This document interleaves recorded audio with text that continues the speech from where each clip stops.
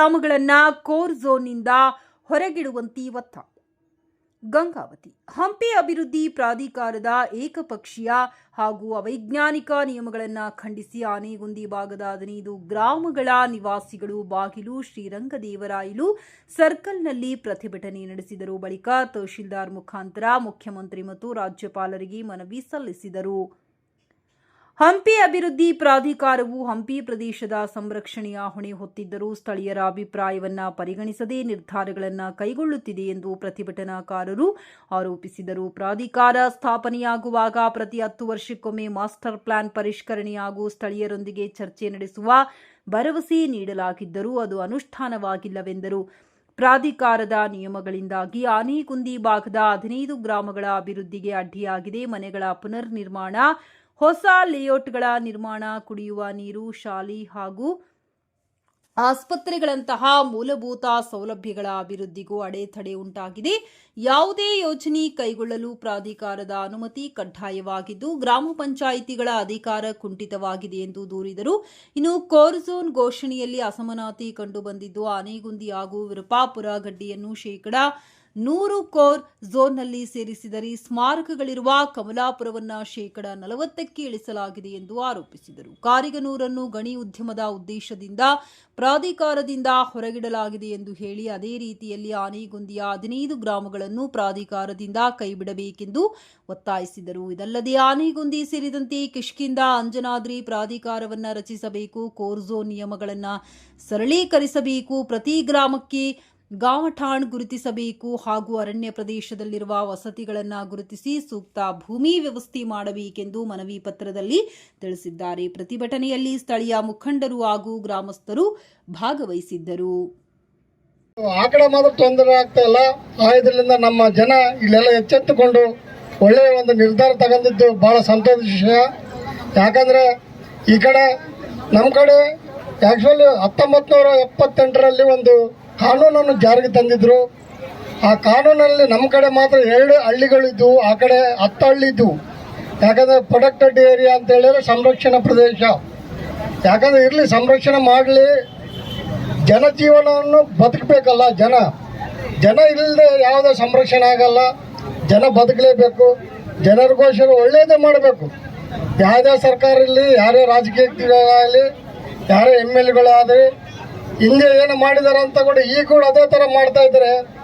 ಎಷ್ಟು ಸಲ ನಾವು ಜನಪ್ರತಿನಿಧಿಗಳ ಹತ್ರ, MLA ಹತ್ರ ಆಗಲಿ, MP ಹತ್ರ ಆಗಲಿ, ಬೇರೆ ಬೇರೆ ಸಚಿವರ ಹತ್ರ ಆಗಲಿ ಮಾತಾಡಿದ್ರು ಕೂಡ ಅದ್ರ ಬಗ್ಗೆ ನಮ್ಮ ಏರಿಯಾ ಬಗ್ಗೆ ಅಂದ್ರೆ ಸ್ಪಂದನೆ ಇಲ್ಲ. ಪುಟ ಆ ಥರ ಒಂದು ನಮಗೆ ಭಯ ಹುಟ್ಟಿಸ್ತಾ ಇದ್ದಾರೆ.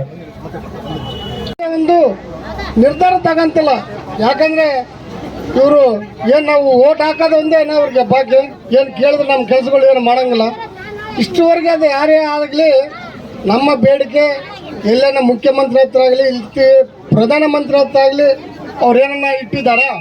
ಇಲ್ಲಿ ಜನ ಬರೀ ಓಟ್ ಹಾಕ್ಸ್ಕೊಂಡು ಹೋಗೋದು ಒಂದೇನಾ? ಯಾರನ್ನ ಈಗ ಅಲ್ಲಿ ಸದನದಲ್ಲಿ ಒಬ್ಬರಾದ್ರೂ ಮಾತಾಡಿದಾರ? ಇಷ್ಟು 4 ಪಂಚಾಯತ್ಗಳಿದ್ದಾವೆ. 4 ಪಂಚಾಯತ್ ಜನ ಎಷ್ಟು ಕಷ್ಟದಿಂದ ಇದು ಮಾಡ್ತಾ ಇದ್ದಾರೆ. ಅಷ್ಟು ಇಲ್ಲ ಅಂದರೆ ಯಾಕೆ ನಮ್ಮ ರಾಜಕೀಯ ಜೀವನ ಇಲ್ಲಿ? ಯಾಕಂದರೆ ಈಗಾಗಲೇ ಸಾಕಷ್ಟು ಜನ ಮಾತಾಡಿದ್ದಾರೆ. ನಾನು ತಡವಾಗಿ ಬಂದರೆ ಎಲ್ಲರೂ ಕ್ಷಮಿಸಬೇಕು. ಏನಂದರೆ ಈಗ ನಮ್ಮ ಭಾಗದಲ್ಲಿ ಪ್ರಾಧಿಕಾರ NSCO ಅಂತಾರೆ. NSCO ಏನು ಮಾಡಿದೆ? NSCO ನಮ್ಮ ಕರ್ನಾಟಕದಲ್ಲಿ ಭಾಳ ಹತ್ರ NSCO ಇದೆ. ಆದರೆ ಪ್ರಾಧಿಕಾರ ಆಫೀಸು ಎಲ್ಲಿಲ್ಲ. ನಮ್ಮಲ್ಲಿ ಮಾತ್ರ ಮಾಡಿದ್ದಾರೆ. ಪ್ರಾಧಿಕಾರ ಆಫೀಸ್ ಯಾವ ಉದ್ದೇಶದಿಂದ ಮಾಡೋದು ಗೊತ್ತಿಲ್ಲ. ಇದರಿಂದ ನಮ್ಮ ಪ್ರತಿನಿಧಿಗಳು ಬಂದಾಗ ಇದ್ರ ಬಗ್ಗೆ ಮಾತಾಡಬೇಕು. ಯಾಕಂದ್ರೆ ಇಷ್ಟು ದಿನ ನಾವು ಸಂರಕ್ಷಣೆ ಮಾಡ್ಕೊಂಡೇ ಬಂದ್ವಿ. ನಾವೇನೇನು ಹಾಳು ಮಾಡಿಲ್ಲ, ಯಾವುದೇ ಇನ್ನೂ ಏನು ಗುಡ್ಡ ಕಡ್ದಿಲ್ಲ, ಏನು ಯಾವುದೇ ಮರ ಕಡ್ದಿಲ್ಲ, ಎಲ್ಲ ಸಂರಕ್ಷಣೆ ಇದೆ. ಇಲ್ಲ ಯಾಕಂದರೆ ಬದುಕೋಕೆ ಒಂದು ದಾರಿ ಇಡಬೇಕಂತ ಪ್ರವಾಸಿಗರು ಬರಬೇಕಂತೇಳಿ ಒಳ್ಳೆ ಒಳ್ಳೆ ಗಿಡಗಳನ್ನು ಬೆಳೆಸಿ ತಂಪು ಕೊಡ್ತಾ ಇದ್ದಾರೆ. ಹಾಳು ಮಾಡಿಲ್ಲ. ಯಾಕಂದರೆ ಇಲ್ಲೇನು ದೊಡ್ಡ ಯಾರೋ ಭೂಸ್ವಾಮಿಗಳಿಲ್ಲ. ಹೌದಪ್ಪ, ಇದು 200 ಎಕರೆ 300 ಎಕರೆ 1000 ಎಕರೆ ಯಾರು ಭೂಸ್ವಾಮಿಗಳು ಇಲ್ಲ ಇಲ್ಲಿ. ಭಾಳ ಅಂದರೆ 1 ಎಕರೆ 2 ಎಕರೆ 3 ಎಕರೆ ಅಂದರೆ ಭಾಳ ದೊಡ್ಡ ಸಾಹುಕಾರ ಇಲ್ಲಿ. ಆದ್ರಿಲ್ಲ ಆ ಸಣ್ಣ ಪುಟ್ಟ ಜಾಗದಲ್ಲಿ ಬಡವರು ಬದುಕೋಕೆ ಬಿಡ್ತಾ ಇಲ್ಲ ಅಂದರೆ ಏನು ಇದು ಸರ್ಕಾರ ಏನು ಮಾಡಬೇಕು? ಸರ್ಕಾರ ಯಾಕಿರ್ಬೇಕು? ಆಮೇಲೆ ಪಂಚಾಯತ್ ಯಾಕಿರ್ಬೇಕು? ಪಂಚಾಯತಿಗೆ ಏನೊಂದು ಪವರ್ಸ್ ಅನ್ನೋದೇ ಇಲ್ಲ. 4 ಪಂಚಾಯತ್ ಅಂದ್ರೆ 4 ಪಂಚಾಯತ್ ಪವರ್ಸೇ ಇಲ್ಲ. ಸುಮ್ಮನೆ ಅವರು ಆಳ್ಬಿಟ್ರೆ ಆಯ್ತಲ್ಲ. ಪಂಚಾಯತ್ ಯಾಕೆ ಇಷ್ಟಕ್ಕೊಂದು ಖರ್ಚು ಕೊಡ್ಬೇಕು? ಅದು ಕರ್ನಾಟಕ ಸರ್ಕಾರ ಎಲೆಕ್ಷನ್ ಮಾಡಬೇಕು, ಅಧ್ಯಕ್ಷರು ಮಾಡಬೇಕು, ಎಲ್ಲ ಇರ್ಬೇಕಂತಾರ. ಯಾಕೆ ಇದು ಬೇಕಾಗ್ತದೆ? ಪ್ರಾಧಿಕಾರ ಆಳ್ಬಿಟ್ರೆ ಆಯ್ತಲ್ಲ. ಅವರೇ ಒಂದು ಆಫೀಸರ್ ಆಗಿ ಎಲ್ಲ ಆಳ್ಬಿಟ್ಟು ಎಲ್ಲ ನೀರಿನ ವ್ಯವಸ್ಥೆ, ಕರೆಂಟಿನ ವ್ಯವಸ್ಥೆ, ಆಮೇಲೆ ಎಲ್ಲ ವ್ಯವಸ್ಥೆ ಮಾಡ್ಕೊಡು ಅಂತ ಹೇಳ್ರಿ. ಕಸ ಬಳಿಯೋದ ಅವರೇ ಮಾಡಂತ ಹೇಳ್ರಿ. ಊರಲ್ಲಿ ಚರಂಡಿ ಕ್ಲೀನ್ ಮಾಡೋದು ಅವರೇ ಮಾಡಂತ ಹೇಳ್ರಿ. ಯಾರು ಬೇಡ ಅಂತಾರೆ? ಸಂರಕ್ಷಣೆ ಮಾಡ್ಬೇಕಾದ್ರೆ ಸಂರಕ್ಷಣೆ ಹೌದಪ್ಪ, ಮೋನ್ಯುಮೆಂಟ್ ಐತಿ, ದೇವಸ್ಥಾನ ಐತಿ, ಇಲ್ಲಿಂದ ಇಲ್ಲಿ ತನಕ ನೀವು ಇಲ್ಲಿ ಏನು ಮಾಡಕ್ ಬರ್ಬೇಡ್ರಿ ಅಂದ್ರೆ ಅಲ್ಲಿವರೆಗೆ ಯಾರು ಮಾಡಲ್ಲ. ಇಷ್ಟು ಮೀಟ್ರ್ ಅಂದ್ರೆ ಎಲ್ಲ ಸಂರಕ್ಷಣೆ ಮಾಡ್ಕೊಂತ ಬಂದಾರ. ಎನ್ಎಸ್ಕೋ ಅದ್ರ ಬಗ್ಗೆ ಒಳ್ಳೆ ಒಂದು ಇದೇ ವಕೀಲರು ಇಟ್ಟು ನಮ್ಮ ಮಾಸ್ಟರ್ ಪ್ಲಾನ್ ಹಿಂದೆ ಏನಿದೆ ಅದು ಓದ್ಬೇಕು ಕ್ಲಿಯರ್ ಆಗಿ. ಅದು ಓದ್ಕೊಂಡು ಮುಂದೆ ಏನು ಮಾಡ್ಬೇಕಂತ ಅದ್ರ ಬಗ್ಗೆ ಚರ್ಚೆ ಮಾಡಿ ಯಾರನ್ನ ಒಂದು 2-4 ಮಂದಿನ ಒಬ್ಬ ಲಾಯರ್ನಿಟ್ಟು ಒಳ್ಳೆಯವ್ರಿಗೆ ಒಂದು ತಿಳುವಳಿಕೆಯನ್ನು ಕೊಡಬೇಕಂತ ನನ್ನ ಅನಿಸಿಕೆ. ಯಾಕಂದರೆ ಈಗಾಗಲೇ ಎನ್ಎಸ್ಕೋ ಅಂತ ಹೇಳಿ ನಮ್ಮ ಜನಪ್ರತಿಗಳು ಎದುರ್ತಾರ. ಎನ್ಎಸ್ಕೋದಲ್ಲಿ ಮಾಸ್ಟರ್ ಪ್ಲಾನ್ನಲ್ಲಿ ಏನಿಲ್ಲ. ನಾವು ಹಿಂಗೆ ಮಾಸ್ಟರ್ ಪ್ಲಾನ್ನಲ್ಲಿ ಓದಿದ್ದೀವಿ. ಗದ್ದೆ ಎಷ್ಟಿದೆ, ಊರು ಎಷ್ಟಿದೆ, ಮುಂದೆ ನೀರಾವರಿ ಎಷ್ಟು ಕೊಡ್ಬೋದು, ಆಮೇಲೆ ಬೆಳವಣಿಗೆ ಏನು, ಎಷ್ಟು ಹೆಕ್ಟೇರ್ ಇದೆ, ಮುಂದೆ ಎಷ್ಟು ಜನಸಂಖ್ಯೆ ಆಗ್ಬೋದು, ಇದ್ರ ಬಗ್ಗೆ ಮಾತ್ರ ಎನ್ಎಸ್ಕೋದಲ್ಲಿ ಮಾಸ್ಟರ್ ಪ್ಲಾನಲ್ಲಿ ಮಾತ್ರ ಐತಿ. ಈ ಮಧ್ಯದಲ್ಲಿ ಏನು ಮಾಡಿದ್ದಾರೆ ಇವರು, ಏನು ರೂಪಿಸ್ಕೊಂಡಾರೇನೋ ಮತ್ತೆ ಅದರಲ್ಲಿ core zone, buffer zone, peripheral zone ಅಂತ ಮಾಡಿ ಅದನ್ನು ಹಾಳು ಮಾಡ್ತಾ ಇದ್ದಾರೆ. ಅದು ಹೋಗಲಿ, ಮತ್ತೆ ಅದರಲ್ಲಿ ಮತ್ತೆ ಎಲ್ಲೋ ಝೋನ್, ರೆಡ್ ಝೋನ್ ಮಾಡಿದ್ದಾರೆ. ಮತ್ತೆ ಆ ಕಡೆ ಏನು ಕಮರ್ಷಿಯಲ್ ಝೋನ್ ಅಂತ ಮಾಡಿದ್ದಾರೆ. ಈ ಕಡೆ ಕಮರ್ಷಿಯಲ್ ಝೋನ್ ಹೊಂದಿಲ್ಲ ಮಾಡಿದ್ದಾರೆ. ಈ ತರ ಏನು ಅಂತ ಅರ್ಥನೇ ಆಗ್ತಲ್ಲ. ಮನೆ ಬರೀ ಕಟ್ಟಡಗಳನ್ನು ಮಾಡಿದ್ದಾರೆ. ನಾವು ಅವಾಗ ಎಷ್ಟಿದ್ವಪ್ಪ, ನಮ್ಮಪ್ಪ, ನಮ್ಮ ಅಮ್ಮ, ನಮ್ಮ ತಾತವ್ರು ಯಾರಿದ್ರು. ಈಗ ಈಗ ಈಗ ಅದಕ್ಕೆ ದುಪ್ಪಟ್ಟಾಗಿದೆ. ಮಕ್ಕಳು ಮೊಮ್ಮಕ್ಕಳಾಗಿದ್ದಾರೆ. ಗಾಂವಟಾಣ ಎಕ್ಸ್ಟೆಂಡ್ ಆಗಬೇಕು. ಮೊದಲು ಗುರುತು ಮಾಡಿದಂತ ಗಾಂವಟಾಣ ಇನ್ನೂ ಅಲ್ಲೇ ಐತೆ. ಊರೆಲ್ಲ ಇಷ್ಟು ದೂರ ಬೆಳೆದೈತೆ, ಆದ್ರೂ ಗಾಂವಟಾಣ ಎಕ್ಸ್ಟೆಂಡ್ ಇಲ್ಲ. ಬಹಳಷ್ಟು ಟೆಕ್ನಿಕಲ್ ಪ್ರಾಬ್ಲಮ್ಸ್ ಇದಾವೆ. ಮಾತಾಡೋಕೆ ಇನ್ನೂ ಬಹಳಷ್ಟು ವಿಷಯ ಇದೆ. ಆದ್ರೆ ಲಿಂಗಾಚಾರ ಒಂದೆರಡು ಮಾತಾಡ್ಬೇಕಂತ ಕೇಳ್ಕೊಂತ ಇದ್ದೀವಿ. ಹಳ್ಳಿಗಾಡಲ್ಲಿ ಇದ್ದೀರಿ ಪಾಪ, ಸಾಮಾನ್ಯವಾಗಿ ಪ್ರಾಧಿಕಾರದ ರೂಲ್ಸ್ ರೆಗ್ಯುಲೇಷನ್ಸ್ ಏನು ಗೊತ್ತಿಲ್ಲ ನಮಗೆ. ನಾನು ಒಂದು ಮನೆ ಕರೆಂಟ್ ಬಿಲ್ ಆಯ್ತು, ನನ್ನ ಮನೆ ಕಟ್ಲಿಕ್ಕೆ ಆಯ್ತು, ಏನ್ ಸಮಸ್ಯೆ ಆಗ್ತಿದೆ ಅಂದ್ರೆ ನೀವು ಹೋಗ್ರಿ ಪಾಪ. ಇಲ್ಲಿರ್ತಕ್ಕ ಸಾಮಾನ್ಯ ಜನರು ನೆರೆದಿದೀವಲ್ಲ ನಾವು. ಈಗ ಎಲ್ಲೋ ಎರಡೋ 3 ಜನಕ್ಕೆ ಮಾತ್ರ ಗೊತ್ತಿಲ್ಲ ಪ್ರಾಧಿಕಾರ ಮಾಡ್ತಕ್ಕಂಥದ್ದು, ಪ್ರಾಧಿಕಾರದ ಮಾಸ್ಟರ್ ಪ್ಲಾನ್ ಏನು, ಪ್ರಾಧಿಕಾರದಲ್ಲಿ ಯಾವ ಝೋನ್ ಎಲ್ಲಿ ಬರುತ್ತಂತೆ, ಇಲ್ಲಿ ಯಾರಿಗೆ ಗೊತ್ತದೆ? ಯಾವತ್ತು ಯಾರನ್ನ ಕರೆದು ಇಲ್ಲಿ ಮೀಟಿಂಗ್ ಮಾಡಿ ಅವರು ಪ್ರಾಧಿಕಾರ ಮಾಡಿದ್ರು? ಪ್ರಾಧಿಕಾರದಲ್ಲೇ ಲೋಪದೋಷಗಳು ಬಹಳ ಇದೆ. ಏನಿದೆ, ಪೆರಿಫೆರಲ್ ಝೋನ್ ಒಂದ್ ಕಡೆ ಮಾಡಿದ್ರೆ ತಮ್ಗೆ ಇಷ್ಟ ಬಂದಂಗ ಅಲ್ಲಿ ಕಮರ್ಷಿಯಲ್ ಝೋನ್ ಕೊಡ್ತಾರೆ, ಇಲ್ಲಿ ಪೆರಿಫೆರಲ್ ಹೋಗಿ ಬಫರ್ ಝೋನ್ ಮಾಡ್ತಾರೆ. ಬಫರ್ ಝೋನ್ ಅಂದ್ರೆ ಕೃಷಿ ವಲಯ. ಕೃಷಿ ವಲಯದೊಳಗೆ ಯಾರು ಏನು ಮಾಡಬಾರ್ದು, ಕೃಷಿ ವಲಯ ಹೆಂಗಿತ್ತು ಹಂಗಿರ್ಬೇಕು. ಆಮೇಲೆ ಗ್ರಾಮ ಠಾಣೆ ಅಂತ ಮಾಡ್ತಾರೆ. ನಮ್ಮ ಮುತ್ತಾತನ ಕಾಲದ ಗ್ರಾಮ ಠಾಣೆ ಇರುತ್ತೆ. ಇಲ್ಲಿ ಗ್ರಾಮ ಠಾಣೆ ನಮ್ದು ಇಲ್ಲಿ ಅಂಜನಹಳ್ಳಿ ಗ್ರಾಮ ಠಾಣೆ ಎಲ್ಲಿ ಮಾಡಿದಾರೆ ಅಂದ್ರೆ ಅಲ್ಲೆಲ್ಲ ತಗೊಂಡ ಗುಡ್ದಾಗ ಮಾಡಿದ್ದಾರೆ. ನಾವು ಗುಡ್ದಾಗ ವಾಸ ಮಾಡ್ತಿದೀವನಪ್ಪ, ಇಲ್ಲೆಲ್ಲರೂ ಸೇರಿ ಗುಡ್ದಾಗ ವಾಸ ಮಾಡ್ಬೇಕಾಗುತ್ತಾ? ಅಲ್ಲಿ ಬಂದು ಅಲ್ಲಿ ಹೋಗಟ್ಲೆ ಗುಡ್ದಾಗ ಹೋಗಿ ನಮ್ಗೆ ಗ್ರಾಮ ಠಾಣೆ ಇಲ್ಲ ಐತಪ್ಪ, ಇಲ್ಲಿ ಚೇಂಜ್ ಮಾಡಿಕೊಡ್ರಿ ಅಂತಂದು ತಹಸೀಲ್ದಾರ್ ಆಫೀಸ್ಗೆ ಹೋದ್ರೆ ತಹಸೀಲ್ದಾರ್ ಹೇಳ್ತಾರೆ ನೀವು NOC ತಗೊಂಬರ್ಬೇಕು, ಫಾರೆಸ್ಟ್ ಅವ್ರದ್ದು NOC ತಗೋಬೇಕು, ಅಲ್ಲಿಗೆ ಹೋಗ್ಬೇಕು, ಇಲ್ಲಿಗೆ ಹೋಗ್ಬೇಕು ಅಂದ್ರೆ ಎಷ್ಟು ಜನ ಅಂತ ಹೋರಾಟ ಮಾಡೋಕ್ಕಾಗುತ್ತೆ? ನಾವು ಒಬ್ಬರೇ ಹೋರಾಟ ಮಾಡೋಕ್ಕಾಗುತ್ತೆ? ಅದಕ್ಕೆ ನೀವೆಲ್ಲರೂ ಮುಂದಿನ ದಿನಮಾನಗಳಲ್ಲಿ ಸಾಕಷ್ಟು ಜನ ಸೇರಿ ಹೋರಾಟ ಮಾಡಲೇಬೇಕು. ನಮ್ಮ ಹೊಟ್ಟೆ ಸುಡ್ತಾ ಇದೆ, ನಮ್ಮ ಮಕ್ಕಳು ನಮಗಿಲ್ಲ, ನಮ್ಮ ಮೂಲಭೂತ ಹಕ್ಕುಗಳನ್ನ ಸರ್ಕಾರ ಕಸ್ಕೊಂತ ಇದೆ. ಅದಕ್ಕೆ ಕಾರಣ ತಾವೆಲ್ಲರೂ ಮುಂದಿನ ದಿನಮಾನಗಳಲ್ಲಿ ನಮ್ಮ ಮಕ್ಕಳು, ನಮ್ಮ ಮೊಮ್ಮಕ್ಕಳು, ನಾವೇನಾದ್ರೂ ಇವತ್ತೇನು ನಮಗೆ ಸ್ವಾತಂತ್ರ್ಯ ಸಿಕ್ಕಿದೆ ಅಂತಿದೀವಲ್ಲ, ನಮಗೆ ನಿಜವಾದ ಸ್ವಾತಂತ್ರ್ಯ ನಮಗೆ ಸಿಕ್ಕೇ ಇಲ್ಲ. ನಮ್ಮ ಮೂಲಭೂತ ಹಕ್ಕು ನಾವು ಪಡ್ಕೊಳ್ಳೋಕ್ಕಾಗಲ್ಲ. ನಮಗೆ ಯಾವ ಸ್ವಾತಂತ್ರ್ಯ ರೀ? ಸರ್ಕಾರ ಹೇಳ್ತಿದೆ ನಿಮಗೆ ಮೂಲಭೂತ ಸೌಕರ್ಯ ಕೊಡ್ತೀವಿ ಅಂತೇಳಿ. ಮೂಲಭೂತ ಸೌಕರ್ಯ ನೀವು ಕಿತ್ಕೊಂಡಾಗ ನಾವು ಎಲ್ಲಿ ಹೋಗ್ಬೇಕು? ನಾವು ನಿಜವಾಗ್ಲೂ ಹೇಳ್ತಿದೀವಿ, ನಾವೇನೋ ಸ್ವಲ್ಪ ಓದಿದೀವಿ, ಓದ್ಲಾರ್ದಂತಾರೆ ಏನ್ ಮಾಡ್ಬೇಕು? ಇವತ್ತು 15 ಹಳ್ಳಿಗಳೇನಿದಾವಲ್ಲ, ನಿಜವಾಗಿಯೂ ಕೂಡ 15 ಹಳ್ಳಿಗಳ ಜನ ಮುಂದಿನ ದಿನಮಾನಗಳಲ್ಲಿ ನಾವೇನಾದ್ರು ಹೋರಾಟ ಮಾಡದೇ ಇದ್ರೆ ಬಹಳ ಸಂಕಷ್ಟಕ್ಕೆ ಎದುರಾಗ್ತೀವಿ. ನಿಜವಾಗಿಯೂ ಕೂಡ ನಾವೇನಾದ್ರೂ ಇವತ್ತು ಹೋರಾಟ ಮಾಡಿದ್ರೆ ನಮ್ಮ ಮಕ್ಕಳು ಮೊಮ್ಮಕ್ಕಳು ಆರಾಮಾಗಿ ಜೀವನ ಮಾಡ್ಬೇಕಂದ್ರೆ ನಾವೆಲ್ಲರೂ ಮುಂದಿನ ದಿನಮಾನಗಳಲ್ಲಿ ಪ್ರಾಧಿಕಾರದ ವಿರುದ್ಧ, ಸರ್ಕಾರದ ವಿರುದ್ಧ, ಆಮೇಲೆ ಜಿಲ್ಲಾಡಳಿತಕ್ಕೆ ನಾವು ಮನವಿ ಸಲ್ಲಿಸಲೇಬೇಕು. ಸಲ್ಲಿಸದೇ ಇದ್ರೆ ನಿಜವಾಗಿ ಕೂಡ ನಾವು ತೊಂದರೆಗೆ ಒಳಗಾಗ್ತೀವಿ. ದಯವಿಟ್ಟು ನನಗೆ ತುಂಗಭದ್ರಾ ಡ್ಯಾಮ್ ಆದ ನಂತರ ಎಷ್ಟೋ ನೂರಾರು ಕುಟುಂಬಗಳು ಇಲ್ಲಿ ಬಂದು ಸೇರಿದ್ವು. ಅದಕ್ಕಿಂತ ಮುಂಚೆ ಈ ಭಾಗದಲ್ಲಿ ಜನವಸತಿ, ಸಂಸ್ಕೃತಿ, ಬದುಕು, ಬೆಳೆ ಎಲ್ಲ ಇತ್ತು. ಯಾವಾಗ ಹಂಪಿಯನ್ನ ವಿಶ್ವ ಪರಂಪರಾ ಪಟ್ಟಿ ಸೇರಿಸಿದ್ರು ನಂತರದ 2-3 ವರ್ಷಗಳಲ್ಲಿ ಆ ಯುನೆಸ್ಕೋ ತಂಡದವರು ದಯವಿಟ್ಟು ಚಂದ್ರು ದಯವಿಟ್ಟು ರೆಡಿ ರೆಡಿಯಪ್ಪ, ಯುನೆಸ್ಕೋ ತಂಡದವರು ಒಂದು ಸ್ಲೋಗನ್ ಹೊಡಿಸ್ತಾರೆ, ಹಂಪಿ ಈಗ ಅಪಾಯದ ಅಂಚಿನಲ್ಲಿರ್ತಕ್ಕಂಥ ಸ್ಥಳವಾಗಿದೆ. ಆಗಿನ ರಾಜ್ಯ ಸರ್ಕಾರದವರು ಏನೋ ದೊಡ್ಡ ಕಳ್ಕೊಂಡಂಗೆ ಇಲ್ಲ ನೀವೆಲ್ಲ ಹಂಗೆಲ್ಲ ಸೇರಿಸ್ಬೇಡ್ರಿ, ಅದಕ್ಕೋಸ್ಕರ ನಾವು ಪ್ರೊಟೆಕ್ಟ್ ಮಾಡೋದಕ್ಕೆ ಹಂಪಿ ಅಭಿವೃದ್ಧಿ ಪ್ರಾಧಿಕಾರ ರಚನೆ ಮಾಡಿ ನಾವು ಮುಂದೆ ಏನೇನು ಮಾಡಬೇಕು ಕಾರ್ಯಕ್ರಮ ಅಂತೇಳಿ ಘೋಷಣೆ ಮಾಡ್ತೀವಿ ಅಂತೇಳಿ ಆಗಿನ ಸರ್ಕಾರ ಹಂಪಿ ಅಭಿವೃದ್ಧಿ ಪ್ರಾಧಿಕಾರವನ್ನು, ನಿರ್ವಹಣಾ ಅಭಿವೃದ್ಧಿ ಪ್ರಾಧಿಕಾರವನ್ನು ರಚನೆ ಮಾಡಿ ನಮ್ಮೆಲ್ಲರ ಬದುಕಿನ ಮೇಲೆ ಬಂಡೆ ಎಳೆದ್ಬಿಟ್ರು.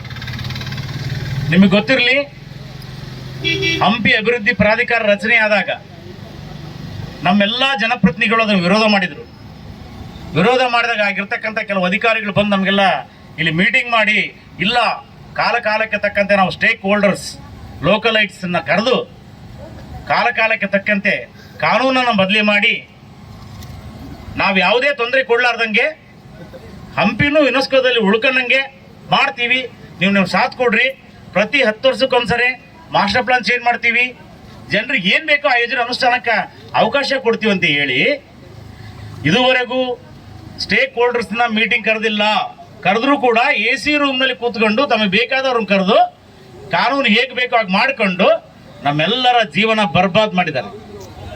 ನಿಮಗೆ ಗೊತ್ತಿರಲಿ, ನಾವೇನು ಯಾವುದೇ ಟೂರಿಸಂ ಕೇಳಿದ್ದಿಲ್ಲ, ಯಾವುದೇ ಯುನೆಸ್ಕೋ ಕೇಳಿಲ್ಲ, ಯಾವುದೇ ಪ್ರಾಧಿಕಾರ ಕೇಳಿಲ್ಲ.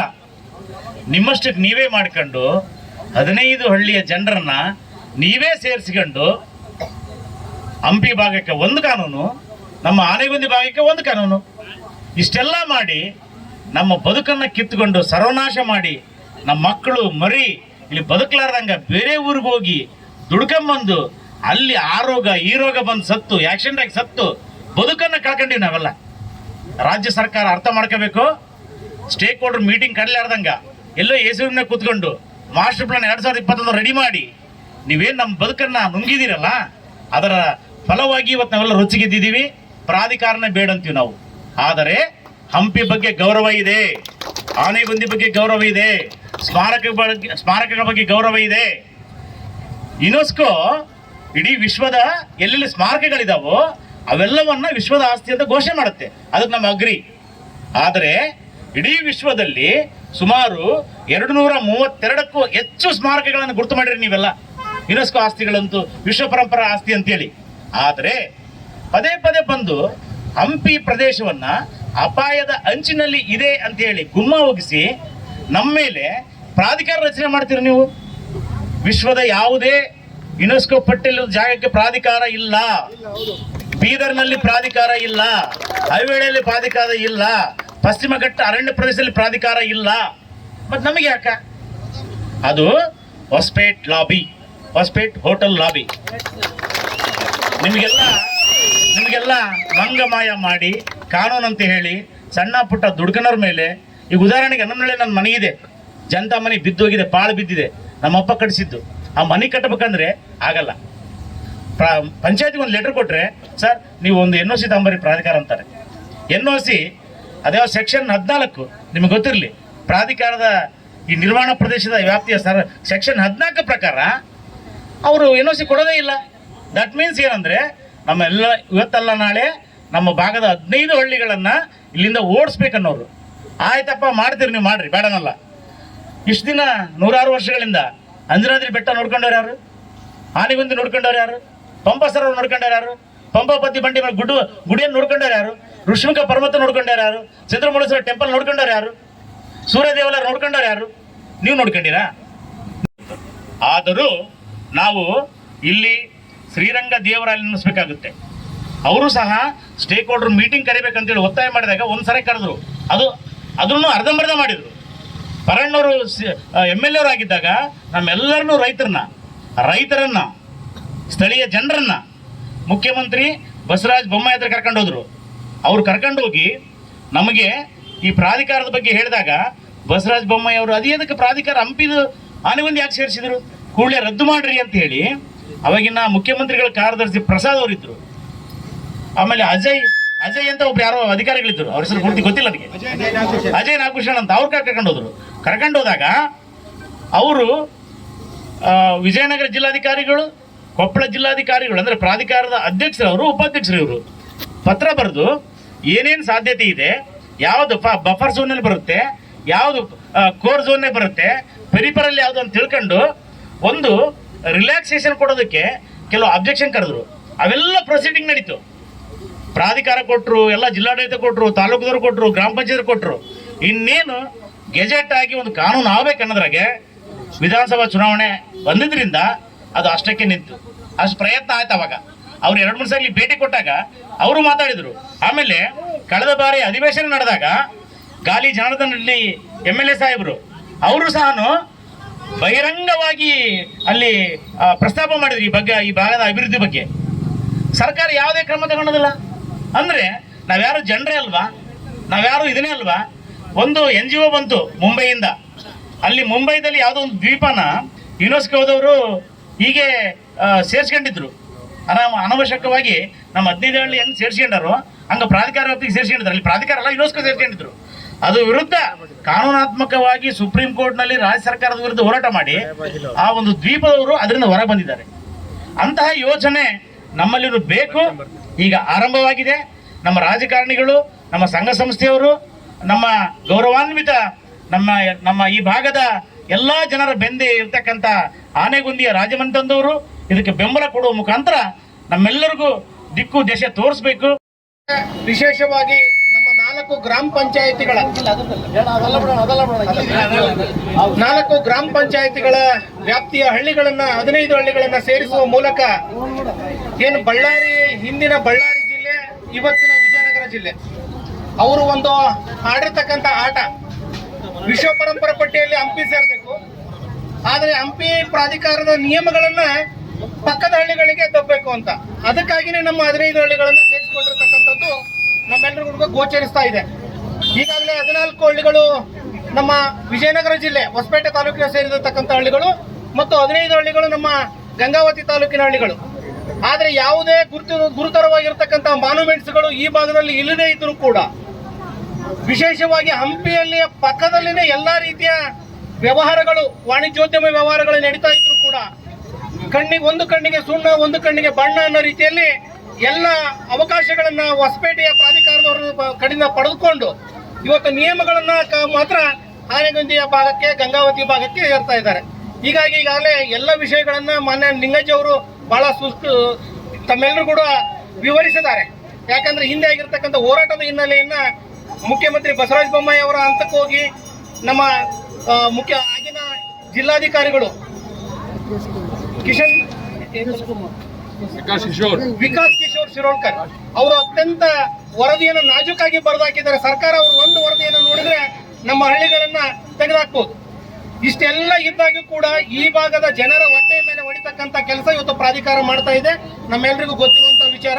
ನಾನು ಕೂಡ ಅದರ ವಿಕ್ಟಿಮ್. ನಾನು ಕೂಡ ಅದೇ ಭಾಗದ ಹಳ್ಳಿಯಲ್ಲಿ ಬರೋದ್ರಿಂದ ಅದರ ಒಂದು ಕಷ್ಟದಲ್ಲಿ ಅನುಭವಿಸ್ತಕ್ಕಂಥ ವ್ಯಕ್ತಿಯಾಗಿರೋದ್ರಿಂದ ನಾವು ಕೂಡ ಮಾತಾಡ್ತಾ ಇದ್ದೀವಿ.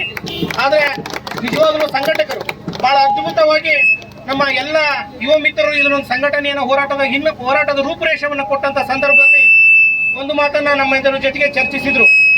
ಎಲ್ಲರೂ ಕೂಡ 15 ಹಳ್ಳಿಯವರ ಜೊತೆಗೆ ಚರ್ಚಿಸಿನೇ ಈ ಹೋರಾಟವನ್ನು ಹಮ್ಮಿಕೊಂಡಿದ್ದಾರೆ. ಎಲ್ಲರೂ ಕೂಡ ಈ ಹೋರಾಟಕ್ಕೆ ಬೆಂಬಲ ಇದೆ. ಹಾಗಾಗಿ ಈ ಚರ್ಚಿಸುವಂತಹ ಸಂದರ್ಭದಲ್ಲಿ ಯಾವುದೇ ರಾಜಕೀಯ ನಾಯಕರು ಬರುವುದರಿಂದ ಆ ಹೋರಾಟಕ್ಕೆ ಎಲ್ಲ ಒಂದು ಕಡೆ ಹಿನ್ನಡೆ ಆಗಬಾರ್ದು ಅನ್ನುವಂಥ ನಿಟ್ಟಿನಲ್ಲಿ ಇವತ್ತು ಮೊನ್ನೆ ನಮ್ಮ ಜೊತೆ ಬಂದಿರತಕ್ಕಂಥ ಶ್ರೀಯುತ ಪರಣ್ಣ ಮುನವಳ್ಳಿ ಅವರು ಆಕ್ಚುಲಿ ಇವತ್ತು ಬಸಾಪುರ ಕಾಲುವೆ ಬ್ರೇಕ್ ಆಗಿರೋದ್ರಿಂದ ಅಲ್ಲಿ ಹೋಗ್ಬೇಕಂತ ಹೊರಟಿದ್ರು. ಅಲ್ಲಿಗೂ ಅವರು ಇನ್ನೊಂದು ಅರ್ಧ ಗಂಟೆ ಬಿಟ್ಟು ಹೋಗೋಣ, ಹೋರಾಟ ಮುಗಿದ ಮೇಲೆ ಹೋಗೋಣ ಅಂದ್ರು. ಯಾಕಂದ್ರೆ ನಾವು ಅಲ್ಲಿ ಹೋಗೋದ್ರಿಂದ ರಾಜಕೀಯ ಬಣ್ಣ ಬರಬಾರ್ದು ಅಂತಂದೇಳಿ.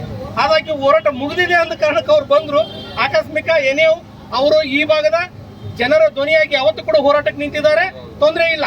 ಆದಾಗ್ಯೂ ಕೂಡ ಇದು ರಾಜಕೀಯ ಬಣ್ಣ ಪ್ರೇರಿತವಾಗಿರ್ತಕ್ಕಂಥದ್ದಲ್ಲ, ಯಾವುದೇ ರಾಜಕೀಯ ಪಕ್ಷಕ್ಕೆ ಸೇರಿರ್ತಕ್ಕಂಥದ್ದಲ್ಲ. ಇವತ್ತು ಅವರ ಕೇವಲ ಬೆಂಬಲವನ್ನ ಸದಾ ಘೋಷಿಸ್ತಾರೆ, ಮುಂದೆ ಅವ್ರ ಜೊತೆಲಿ ಇರ್ತಾರೆ. ಹಾಗಾಗಿ ಯಾರೇ ಇಚ್ಛಿಸಿದ್ರು ಕೂಡ ಇದಕ್ಕೆ ಅನ್ಯತಾ ಭಾವಿಸ್ತೇನೆ.